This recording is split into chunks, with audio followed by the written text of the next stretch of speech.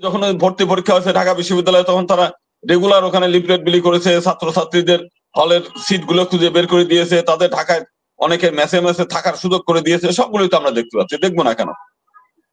শিবির বলতে গেলে ওই সময় তাদের মিছিল, মিটিং, বিক্ষোভ, প্রতিবাদ যে কাজগুলো সেইগুলো কিছুটা স্থমিত। বিশ্ববিদ্যালয়, জাহাঙ্গীরনগর বিশ্ববিদ্যালয় তো মূলত ছাত্র দলকেই আমরা জানতাম যে একটা ভালো পজিশন, কিন্তু সেখানেও দেখলাম যে ভিতরে ভিতরে তারা কিন্তু খুবই সুসংগঠিত ছিল। হয়তো ছাত্রলীগের ছায়াতলে থেকে সেই নামে তারা এই করছে, কিন্তু তাদের মন মানসিকতার দিক দিয়ে তারা শিবিরই ছিল, কার্যক্রমের মধ্য দিয়ে শিবিরই ছিল। এই 5 তারিখের পরে বিএনপি, এখন অনেকেই বিএনপিতে ঢুকতেছেন। কেন ঢুকতেছেন? যে বিএনপি করছে কি, ক্ষমতায় আসা মানে ক্ষমতায় আসে নাই, 5 তারিখের পরে বিভিন্ন মন্দিরগুলো তার নিজস্ব লোককে দিয়ে দখল করে তাদের কমিটি করে দিচ্ছে। হিন্দু কল্যাণ ট্রাস্ট বিএনপির লোক দিয়ে দখল করে দিচ্ছে। তারপরে হচ্ছে বিভিন্ন ডিসিকে চিঠি লেখছে যে একমাত্র বিএনপির যে নেতা আছে যারা, তারাই শুধুমাত্র তাদের নিয়ে মিটিং করবেন। তো ফলাফল কি হয়েছে? হিন্দুরা যখন পূজা পার্বণ করতে যাবে, এখন বাধ্য হয়ে বিএনপির নেতার কাছে যাইতে হবে। যখন সাগরে ঝড় ওঠে, তো নাবিক, দক্ষ যে নাবিক, সে কখনো ওই জাহাজ ভর্তি যাত্রী নিয়ে ওই ঝড়ের মধ্যে ঠেলে দেয় না। তখন সে অপেক্ষা করে আকাশ ভালো হওয়ার, প্রকৃতির ভালো হওয়ার সময়টুকু সে অপেক্ষা করে। এলে দক্ষ, যারা দক্ষ নেতৃত্ব দেয়, দক্ষ যে নাবিক, তারা সেটা। আর যারা হুঙ্কার দিতে জানে, যেমন ওই যে এক সাহস হুঙ্কার দিচ্ছে সেই ইসের সামনে, কি বলে, ভিসির সামনে টেবিল থাপড়াচ্ছে, সাহস দেখাচ্ছে। তো এই সাহস তো গত 15 বছর আবার সে দেখায় নাই। তখন কিন্তু ভিসির সামনে যে থাপড়াইয়া বলতে পারে নাই, হুঙ্কার দিতে পারে নাই। তো মূল বিষয়টা এইগুলো বলা যায়, যেহেতু তাদের শুনেন, আপনি বন্ধ করেন না। আরে এই সাহস রবি ভাই, ওনাকে যদি বলতে না দেন, আন্দোলনে দেখাইছে। আপনি আসিলেন রাস্তায়, ওনাকে দেখেন ফুটেজ দেখেন। না ফুটেজ দেখেন। জি, আপনি আপনার সময় বলেন, আপনি দরকার হলে লিখে রাখেন। জি, তাহলে ছাত্র শিবির যেটা, সেটা হচ্ছে যে একজন নেতৃত্ব। আমরা যখন যারা গাড়ি চালায়, যারা বিমান চালায়, যারা দক্ষ, তারা কি করে? যখন মেঘ আসে, বিমান আস্তে করে নিচের দিকে নামায়, উপরের দিকে নামায়। রাস্তাঘাটে যখন বাস চলে, তখন হচ্ছে ট্রাফিক যেখানে জ্যাম থাকে, এদিক এদিক সেদিক করে চলে। আর যারা গুয়ার, তারা হচ্ছে সোজা নিয়ে ঠেলে দিয়ে নিজেও মরে, আরেকজনে মারে। এই হলো বিষয়টা। ছাত্র শিবির যেহেতু শিক্ষিত, মানে তারা লেখাপড়া করে, মানে ইউনিভার্সিটির যে দেখবেন যত মেধাবী ছাত্র, তার বেশিরভাগই কিন্তু ছাত্র শিবির। তারা মানে যেমন পড়াশোনা করে, নিজেরা যখন সদস্য হয়, তারা সেই মাসে 2বার করে বই পড়িয়ে পরীক্ষা দিতে হয়। আস্তে আস্তে ধাপে ধাপে তারা উন্নতি ঘটে। তাদের একটা পাঠ চক্র আছে। তারা নেতৃত্বের প্রতি সুশৃঙ্খল, একজন আদেশ আরেকজন মানে, উপরের যে শৃঙ্খলা, যে নেতৃত্বের শৃঙ্খলা, সেগুলো মানে। আমরা দেখছি যে যখনই নতুন ছাত্ররা ভর্তি হতে আসে, তাদেরকে তারা ক্যাম্প করে, মানে স্বেচ্ছাসেবক হিসেবে সুবিধা করে দেয়, তাদের হলে পৌঁছে দেয়, পরীক্ষার ওই এইগুলো মানে খুঁজে খুঁজে দেয় যে কার পরীক্ষার সিট কোথায়, সেগুলো আমরা দেখেছি। তারপরে লিফলেট বিলি করেন। কোচিং সেন্টারে তারা যথেষ্ট পড়াশোনা করে মানে হেল্প করে। অর্থাৎ ছাত্র বান্ধব যত প্রকারের কর্মসূচি আছে, তারা শুধুমাত্র নেতাগিরি করে না, অর্থাৎ ছাত্রছাত্রীদেরকে যতটা হেল্প করা দরকার, সেই হেল্প গুলো তারা মানে করে। আমরা দীর্ঘদিন ধরে আমরা দেখেছি। অন্যায় কাজ বলতে গেলে আগে শিবিরকেই দেখি নাই, আপনি কিভাবে দেখলেন?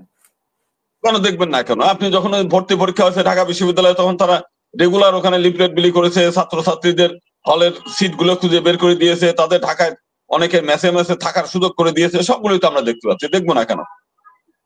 শিবির বলতে গেলে ওই সময় তাদের মিছিল, মিটিং, বিক্ষোভ, প্রতিবাদ যে কাজগুলো, সেইগুলো কিছুটা স্থমিত ছিল। বাকি সব কাজই, কারণ তাদের নেতাদেরকে জুডিশিয়াল কিলিং করে হত্যা করা হচ্ছিল যে সময়। আমরা দেখি নাই, কিন্তু ব্যক্তিগুলোকে আমরা দেখেছি। এই তো, মানে ব্যক্তিগুলোকে আমরা দেখি, শিবির দেখি। যাক, আমরা দেখেছি, আমরা ঢাকা বিশ্ববিদ্যালয়ে দেখেছি, আমরা জগন্নাথ কলেজ ইউনিভার্সিটি, যেখানে আগে কলেজ ছিল পরে ইউনিভার্সিটি, আমরা দেখেছি তারা ছাত্রছাত্রীদের জন্য যথেষ্ট হেল্প মূলক কাজগুলো করে। কোচিং সেন্টার আছে সারা দেশ জুড়ে, তাদের ছাত্রছাত্রীদের সেখানে মানে পড়ায়, কিছু পয়সা নিয়েও পড়ায়, অনেকের বিনা পয়সা পড়ায়। ঢাকা শহরে বিভিন্ন মেসেজ আছে, তাদের থাকার সুযোগ করে দেওয়া থেকে আরম্ভ করে। তার মানে এদের একটা সুদূর প্রসারী পরিকল্পনা অনেক আগে থেকেই, যে ছাত্রছাত্রীদের মধ্যে একটা জনপ্রিয়তা অর্জন করা। এই কাজগুলো তারা অনেক আগেই করে। তো মূল বিষয়টা হচ্ছে যে একদিকে তারা আপনার লেখাপড়ার ব্যাপারেও তারা অনেক বিভিন্ন যেমন ইংলিশ কোচিং সেন্টার থেকে আরম্ভ করে অনেক স্পোকেন ইংলিশের মধ্যেও এই শিবিরের অনেক কোর্স পরিচালনা করে বিভিন্ন জায়গায়। আমি মানে তাদের ওখানে গিয়ে দেখে আসছে। তো সেই জন্য তারা একটা মানে যেহেতু সাংগঠনিক ভাবে একটা সুশৃঙ্খল সংগঠন, ভিতরে ভিতরে তাদের কার্যক্রম অনেকে বলছে ছাত্রলীগ হয়ে থাকলেও তাদের নিজস্ব একটা নেটওয়ার্ক তারা সচল রাখছিল, যে কারণে আজকে 5 তারিখের পরেই তারা কিন্তু সেই বিশৃঙ্খল মানে তারা যে বিশৃঙ্খল হয়ে গেছে তা না, হঠাৎ করেই তারা দেখা গেল তারা একটা সুশৃঙ্খল দলে পরিণত হয়ে গেছে। যেটা আমরা আশঙ্কা করছি যে চট্টগ্রাম বিশ্ববিদ্যালয় এবং রাজশাহীতে তাদের ঘাটতি ছিল। ঢাকা বিশ্ববিদ্যালয়, জাহাঙ্গীরনগর বিশ্ববিদ্যালয় তো মূলত ছাত্র দলকেই আমরা জানতাম যে একটা ভালো পজিশন, কিন্তু সেখানেও দেখলাম যে ভিতরে ভিতরে তারা কিন্তু খুবই সুসংগঠিত ছিল। হয়তো ছাত্রলীগের ছায়াতলে থেকে সেই নামে তারা এই করছে, কিন্তু তাদের মন মানসিকতার দিক দিয়ে তারা শিবিরই ছিল, কার্যক্রমের মধ্য দিয়ে শিবিরই ছিল সবকিছুই। তো সেই দিক দিয়ে আমরা মনে করি, আমার যেটা ধারণা সেটা হচ্ছে যে এটা তো গেলই, দ্বিতীয়ত যে কারণটা সেখানে হচ্ছে সিট বাণিজ্য, হলের সিট বাণিজ্য গুলো। তো সেখানে রাজনৈতিক দলের নেতারা, আমি ছাত্রলীগকে দেখেছি যে ওখানে তাদের দলের মিছিলে মিটিং নিয়ে না গেলে ওদের হলে সিট থাকে না। তো এই ব্যাপারটা কিন্তু শিবির যারা সাধারণ ছাত্ররা তারা মনে করছে যে শিবির আসলে অন্তত আমাদেরকে এই কাজগুলো করতে বাধ্য করবে না। একটা বিষয়, সাধারণ ছাত্রছাত্রীরা একচাটিয়া তাদের ভোটটা দিয়ে দিয়েছে। একই সঙ্গে কিছু ওই যে মেয়েদের যেটা, সে মেয়েদের ক্ষেত্রেও তারা নিরাপত্তা বোধ করে শিবিরের ছাত্রদের কাছ থেকে। অন্তত তারা যেহেতু ধর্মীয় জীবনযাপনে উৎসাহিত, তো শ্লীলতা হানি থেকে আরম্ভ করে অন্যান্য যেগুলো মাঝে তো কিছু অনৈতিক কথাবার্তা আমরা শুনি যে ওই ইউনিভার্সিটির মেয়েদেরকে নানান জায়গা পাঠায় নেতারা, অন্তত তারা মনে করেছে যে শিবির অন্তত এই কাজটা করবে না, কারণ শিবিরের নেতারা তো আবার এই তরিকার না।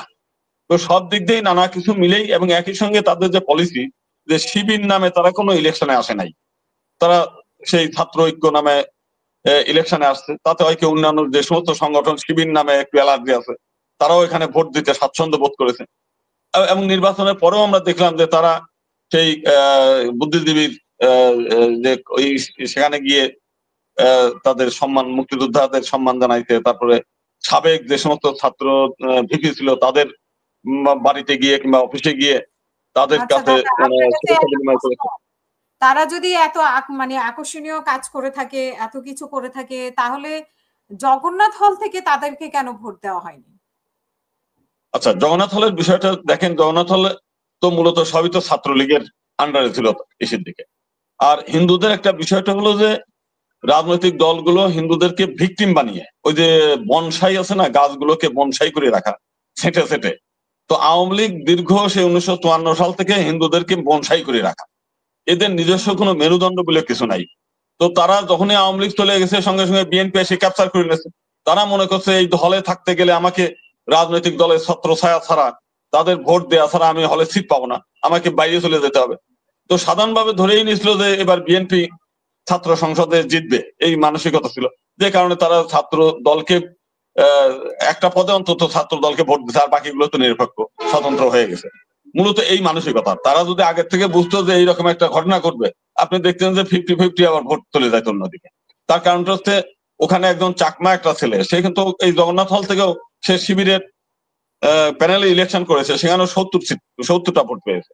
আর এমনিতে সাধারণত 10টা ভোট, যেটা এই 10টাও কিন্তু আসলে হওয়ার কথা ছিল না, যেভাবে মানুষের মধ্যে প্রচারণা। আপনি দেখবেন সামনের ইলেকশন গুলোতে 10-এর জায়গা চলে যাবে, মানে 100-200 হয়ে যাবে। তো এইগুলো হচ্ছে যে মন মানসিকতার ব্যাপার। এখন হচ্ছে হিন্দুরা একসময় যারা বিএনপির নাম শুনলে তাদের গা জ্বলতো, বিএনপি করতো শুধুমাত্র গয়েশ্বর রায় পরিবার, গয়েশ্বর রায় এবং তার পরিবার। বাংলাদেশের কোন হিন্দুরা খুব একটা বিএনপির মধ্যে যেত না, যারা বিএনপির দলে যেত, গেলে পরে আওয়ামী লীগের একটা বিশাল গ্রুপ ছিল, তারা এত তুচ্ছ-তাচ্ছিল্য করতো যে তাদের ধর্মচ্যুত হয়ে গেছে এই রকম মানসিকতা। এখন আবার হঠাৎ করে যেই 5 তারিখের পরে বিএনপি, এখন অনেকেই বিএনপিতে ঢুকতেছে। কেন ঢুকতেছে? যে বিএনপি করছে কি, ক্ষমতায় আসে নাই, 5 তারিখের পরে বিভিন্ন মন্দিরগুলো তার নিজস্ব লোককে দিয়ে দখল করে তাদের কমিটি করে দিচ্ছে। হিন্দু কল্যাণ ট্রাস্ট বিএনপির লোক দিয়ে দখল করে দিচ্ছে। তারপরে হচ্ছে বিভিন্ন ডিসিকে চিঠি লিখছে যে একমাত্র বিএনপির যে নেতা আছে যারা, তারাই শুধুমাত্র তাদের নিয়ে মিটিং করবেন। তো ফলাফল কি হয়েছে, হিন্দুরা যখন পূজা পার্বণ করতে যাবে এখন বাধ্য হয়ে বিএনপির নেতার কাছে যাইতে হবে। আবার কিছু হিন্দুরা আছে যেগুলো মোটামুটি কোনো জায়গায় চান্স পায় না, তারা মনে করছে এই সুযোগে বিএনপিতে ঢুকলে আমি ডিসি সাহেবের অফিসে মিটিং করতে পারবো, এসপি সাহেবের অফিসে মিটিং করতে পারবো, তাহলে তো আমার একটা হামবড়া ভাব আসবে গ্রামগঞ্জে যেখানে আছে, তাহলে আমি এটা ভাব নিয়ে চলতে পারবো। তো এই কারণেই কিছু লোক বিএনপি আপনি কি জামাতে যোগ দিয়েছেন? মানে ওপেনলি আমি জিজ্ঞেস করছি, আপনি কি জামাতে যোগ দিয়েছেন কিনা? না, আমি জামাতে যোগদান করবো কেন? আমি তো হিন্দু মানুষ।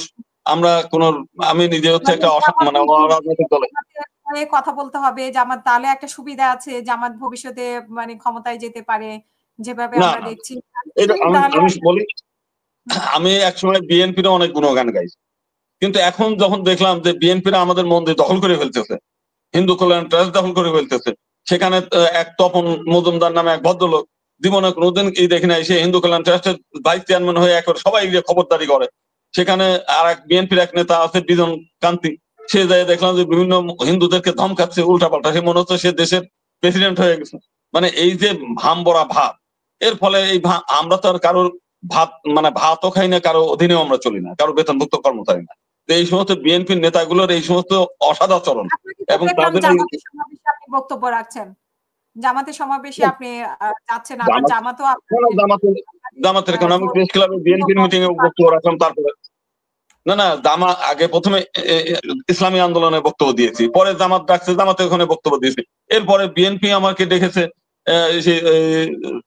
প্রেস ক্লাবের অনুষ্ঠানে, সেখানে আমি বক্তব্য দিয়েছি। আমি যেহেতু স্বাধীন মানুষ, আমাকে যে ডাকে আমি সেখানে যাই বক্তব্য দিতে পারবো, কোনো অসুবিধা নেই। আমি তো কোনো দলের লোক না। জামাত তো হিন্দুদেরকে নমিনেশন দিবে দিবে যারা ইচ্ছা তারা ইলেকশন করবে, আমি তো আর জামাতের হয়ে ইলেকশন করবো না।